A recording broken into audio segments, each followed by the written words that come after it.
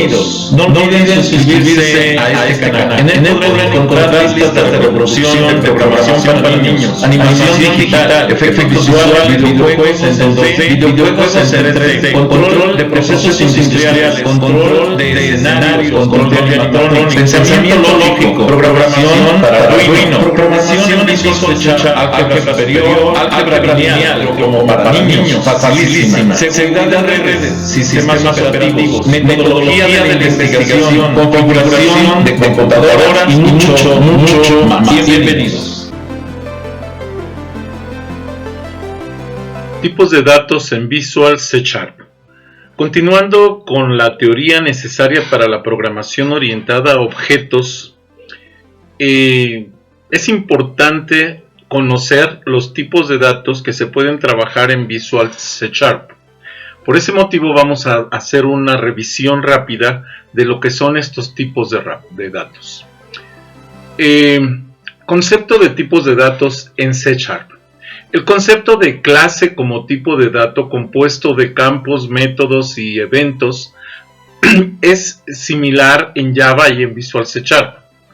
En Visual C# se introduce el concepto de estructura como tipo de dato compuesto asignado por pila que no admite la herencia. En la mayoría de los otros aspectos, las estructuras son muy similares a las clases. Las estructuras proporcionan una manera ligera de agrupar campos y métodos relacionados para el uso de los bucles, ciclos de pequeñas dimensiones y otros escenarios donde el rendimiento es crucial. Se busca entonces con esto aumentar la velocidad de los lenguajes de programación para la ejecución de procesos no muy grandes. En Visual C# se permite crear un método de destructor, un método destructor al que se le llama antes de que se destruyan las instancias de una clase. En Java se puede utilizar un método que se llama finalize para contener el código de destrucción, para liberar los recursos asignados a algunos procesos o algunas variables o constantes que están siendo utilizadas por los procesos. En Visual C#, el destructor de clase limpia los recursos antes de que se recolecten los elementos no utilizados del objeto. El destructor se parece a un constructor sin argumentos y con un carácter de tilde delante, que es este símbolo, este acento circunflejo. Bien, Visual C# proporciona todos los tipos de datos y agrega compatibilidad para los números sin signo y un nuevo tipo de punto flotante de 128 bits de alta precisión. Más adelante, cuando veamos los ejemplos numéricos, vamos a ver por qué es importante todo este tipo de datos que se utilizan para la programación. Los tipos de datos integrados, ¿sí?, son aquellos que ya vienen declarados con el lenguaje de programación. Por otro lado, todos los tipos de datos primitivos en Visual C# son objetos en el espacio de nombres del sistema, en el proyecto que se esté desarrollando.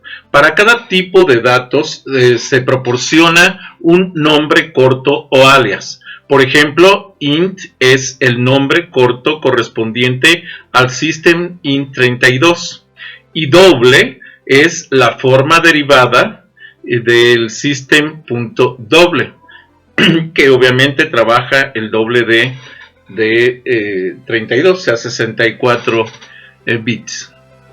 En la tabla siguiente se proporciona la lista de tipos de datos de Visual C# y sus alias, ¿sí?, y cómo puede ver, los primeros 8 estos tipos corresponden a los tipos primitivos disponibles en Java. Sin embargo, hay que tomar en cuenta que el tipo boolean de Java se denomina bool, mientras que en Visual C# es boolean. Bien, continuamos. Aquí está la tabla y podemos observar el nombre corto, que es byte, uint, ushort, ulong, que corresponde al byte, al uint, que es entero sin signo. Ojo, estos tipos de datos son sin signo, ¿sí? Esto es, no toman en cuenta el signo, por tanto tienen sus valores entre 0 y el máximo posible representado por este número de bits, en donde por ejemplo 32 bits nos alcanza a generar 4.294.967.295, mientras que 16 bits solo nos alcanza a generar 65.536. Un byte obviamente solo va desde los 0 hasta los 255 como número posible generado, y bueno, el 64 nos arroja esta cantidad que vamos, para mencionarla, es una cantidad increíblemente grande. Pero bueno, esas son las cantidades que podemos trabajar. Bien, ahora, si nosotros nos vamos a lo que es el sbyte, esto es una variable con signo, y entonces ya el signo lo maneja con base a complemento a 2, y esto nos lleva a menos 128 a 127. El int32 entero con signo, tal cual, nos va a ir desde menos 2.000 millones hasta más 2.000 millones.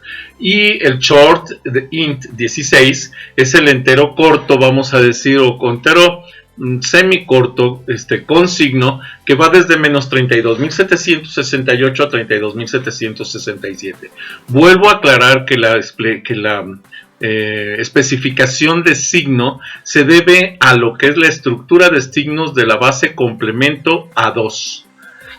Ahora, también tenemos los números float, que son números de punto flotante y que, trabajan un ancho de 32 bits, y tienen cantidades que van desde los 3.40, 28, 23 por 10 a la 38, este es el valor negativo, hasta este mismo valor por 10 a la 38 positivo. Y el doble, que es precisamente este entero de 64 bits con punto flotante, también este tipo de punto flotante, el doble, y maneja, cantidades mucho mayores. Este es a la 38 y es a la 308.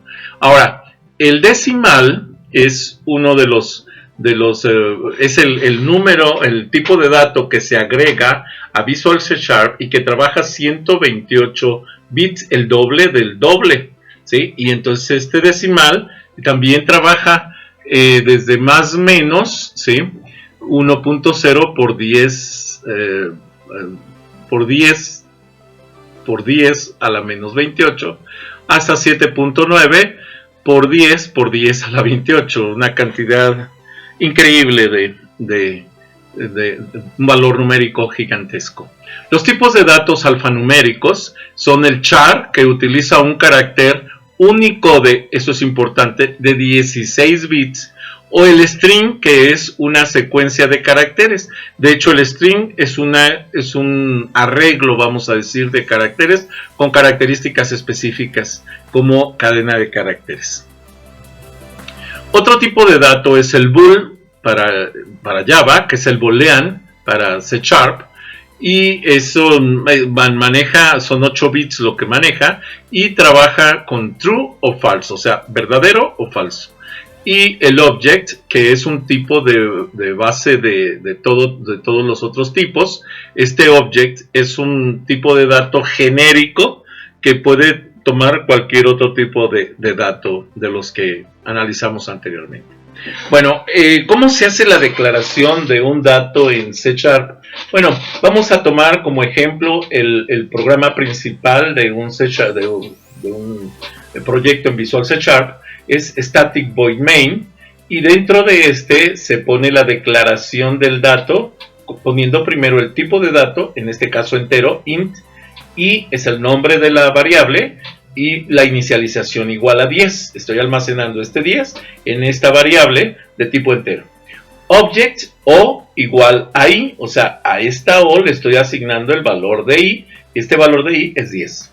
Si yo escribo este system.console.writeline, este punto y coma va aquí, porque está fuera de lugar.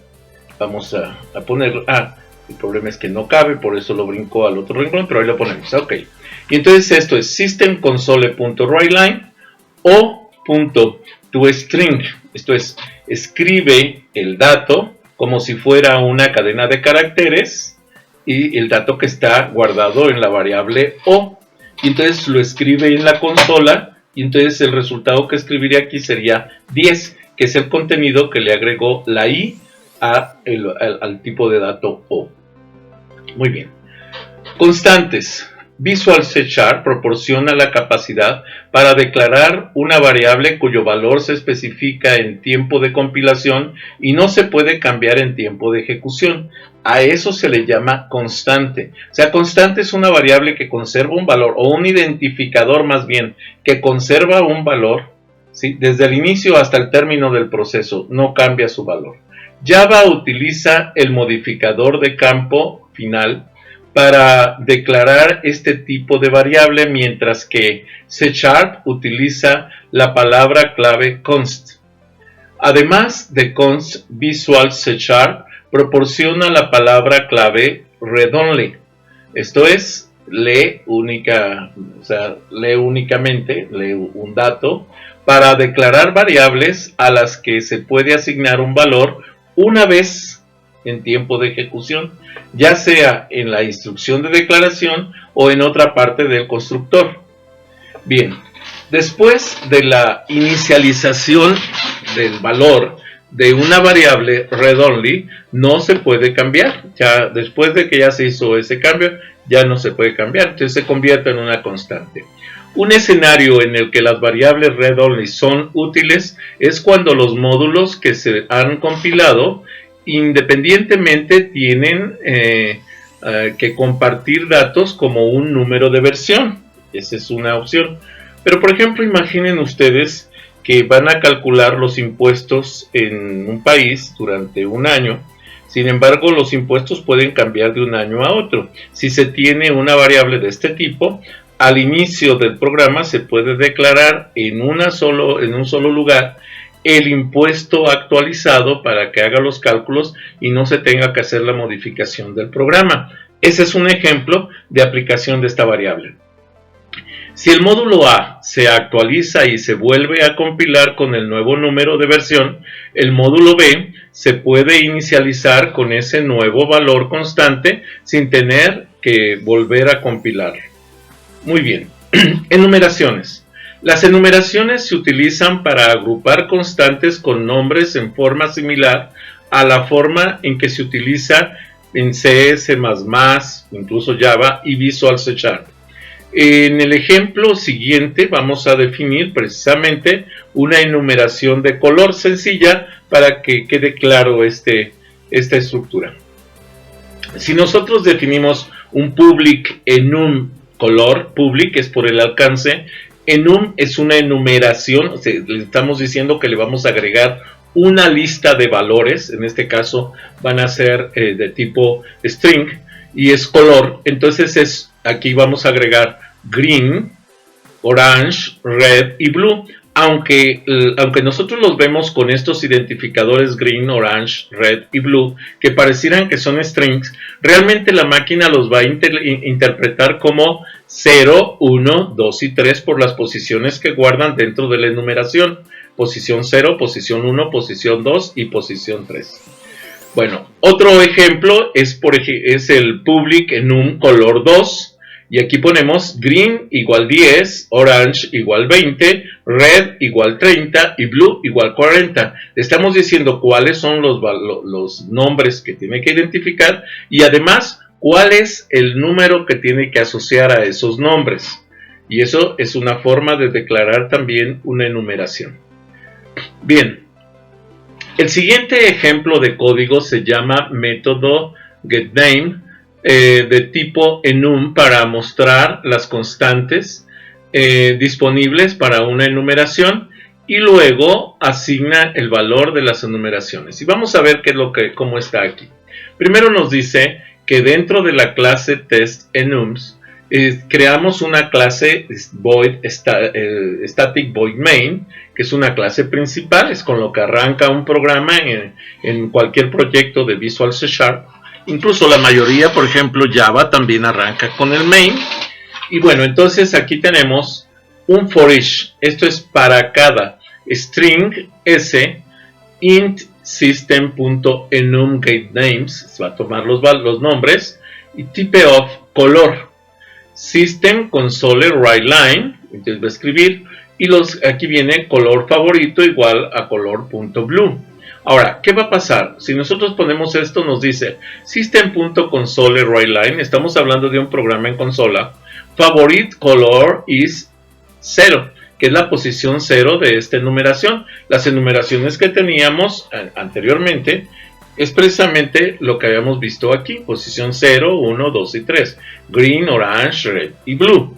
Muy bien, entonces aquí tenemos color is 0, que es la posición 0, favorite, el color verde como favorito. System console.writeLine, favorite color blue, value, is 0, int favorite. Y entonces aquí va a poner color favorito en la posición 0. Muy bien. Cadenas. Los tipos de cadenas son inmutables, lo que significa que los valores de la cadena no se pueden cambiar una vez que se han creado las cadenas. En ambos casos, los métodos que parecen modificar el contenido real de una cadena crean en realidad una nueva cadena que se devolverá como resultado, dejando la cadena original sin cambios. El proceso de comparación de los valores de cadena es diferente en Visual C#. Para comparar los valores de cadenas, el operador que vamos a utilizarlo para verificar si son idénticos, si son iguales, es igual igual. Esto compara los tipos de referencia de forma predeterminada. En Visual C#, los desarrolladores pueden utilizar los operadores igual igual o no igual. Esto es para cuando queremos comparar una cosa y decir esto es diferente a esto, entonces es no igual, para comparar directamente los valores de la cadena. Aunque una cadena es un tipo de referencia en Visual C#, los operadores igual igual y no igual comparan en forma predeterminada los valores de las cadenas en lugar de las referencias. Muy bien, continuamos. Cadenas. Como en Java, los desarrolladores en Visual C# no deben usar el tipo string para concatenar cadenas con el fin de evitar la sobrecarga de crear nuevas clases de cadenas cada vez que se concatene la cadena. Sin embargo, ojo, es una herramienta que se puede utilizar, la concatenación de cadenas. En su lugar, los desarrolladores pueden utilizar la clase String Builder, que es el constructor de cadenas, que es funcionalmente equivalente a la clase String Buffer, que es el intercambio de cadenas en Java. Muy bien. Ahora, en Visual C# proporciona la posibilidad de evitar el uso de secuencias de escape como diagonal T.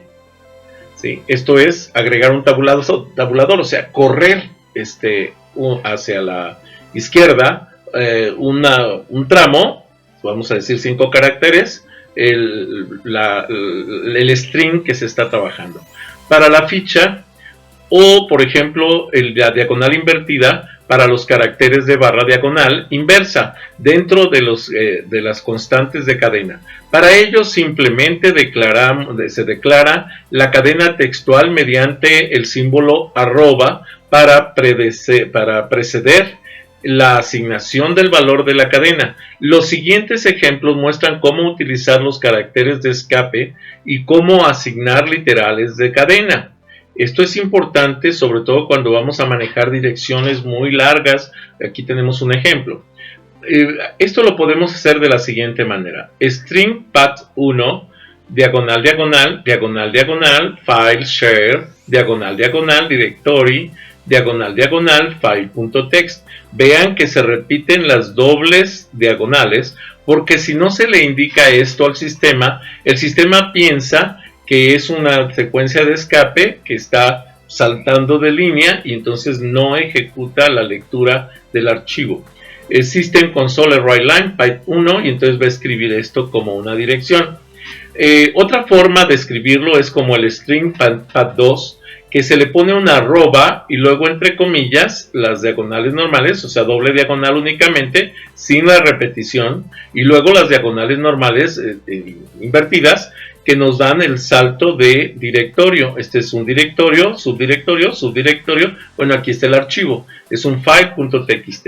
Entonces, al escribir system console write line pad2, va a escribir esta estructura como la dirección del archivo. Conversión y conversión de tipos. Visual C# admite conversiones de tipo implícitas y explícitas. En el caso de conversiones de ampliación, las conversiones son implícitas. Por ejemplo, las siguientes conversiones de int a long es implícita como en Java. int1, que es el nombre de la variable, igual a 5. Allí está transformándose este número en una variable de tipo entero. Long1 igual a int1. Aunque el tipo de dato es long, estoy declarando una variable de tipo long y el contenido de int es un tipo int, pero aquí se está dando una conversión implícita de un tipo de dato int a un tipo de dato long. Bien, ahora, la siguiente es una lista de las conversiones implícitas entre los tipos de datos de .NET Framework. Ejemplo, el byte, ¿sí?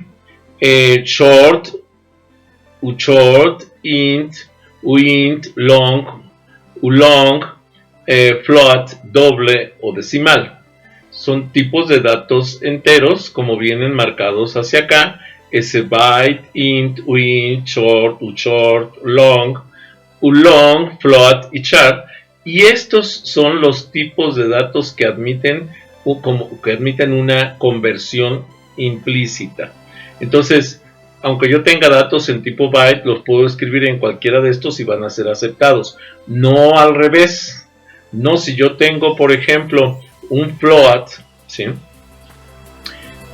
Solamente va a aceptarlo un doble, pero no lo puedo meter en un short. Si yo tengo, por ejemplo, un long, pues lo va a aceptar un float, un doble o un decimal, pero no lo pueden aceptar ni un uint o short o short. Por eso es importante manejar esta tabla para cuando vamos a generar conversiones implícitas, saber de dónde a dónde podemos ir.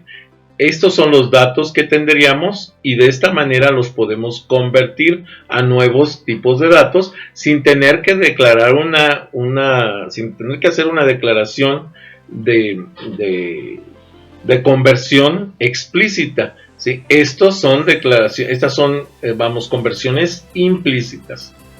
Bien, ahora, ¿cómo puedo convertir entonces el tipo de dato de expresiones que desee convertir explícitamente usando la misma sintaxis que en Java? Esto es, por ejemplo, long2, 5483, que es un entero, y aquí me da int2, ¿sí? Igual, aquí estoy declarando un entero, a int, ¿sí? Long, aquí le estoy diciendo que convierta en int la variable long. Entonces esta variable que estaba almacenado como un entero largo, ahora lo está almacenando en un int normal.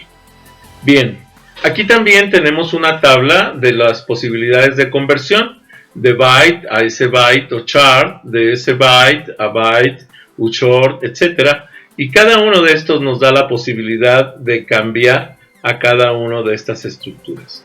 De tal manera que yo puedo trabajar estos datos y ponerlos, este es el dato origen y lo puedo convertir a estos datos destino.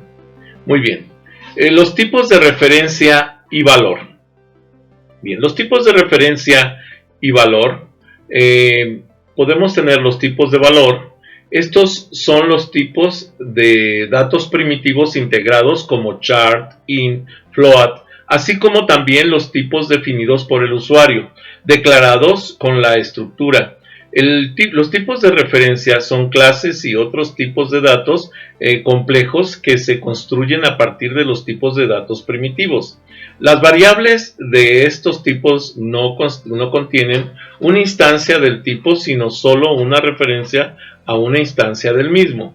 Así, por ejemplo, tenemos tipos CTS de lo que es el System Object, System String, System SByte, Byte, el int16, uint16, int32, uint32, int64, uint64, char, single, doble, boolean y decimal. Y cada uno de estos, ¿sí? Estos son los nombres que reciben, tienen la descripción y el valor que acepta. Esto es, clase base de todos los tipos de CTS, recibe cualquier objeto. La cadena de caracteres, cualquier cadena de caracteres.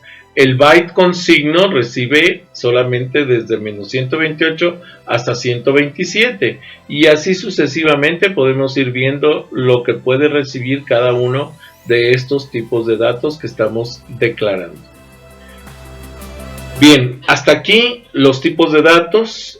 A la hora de empezar a programar vamos a empezar a hacer uso de los mismos y entonces van a ver la importancia que tiene el hecho de que tengamos esos tipos de datos declarados. Les sugiero que den un repaso a esta tabla para que tengan una idea de qué son los tipos de datos que maneja Visual C#. Hasta aquí el video.